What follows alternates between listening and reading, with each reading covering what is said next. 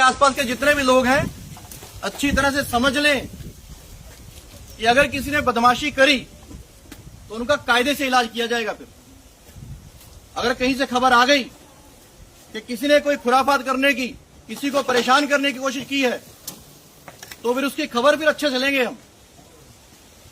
ये जहांगीर के घर वाले भी खड़े हैं, उसको बता देना कायदे से। ये बार बार जो खबरें आ रही हैं कि उसके लोग धमका रहे हैं, तो फिर अच्छे से खबर लेंगे, फिर बाद में रोना पछताना मत। एक महीना हो गया कि नहीं?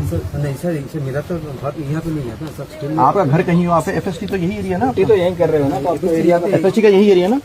ये जहांगीर खान का घर कौन सा है? उसके अंदर शर्म आनी चाहिए तुम लोगों को। शर्म मैं बता रहा हूँ, हल्के में ले रहे हो ना।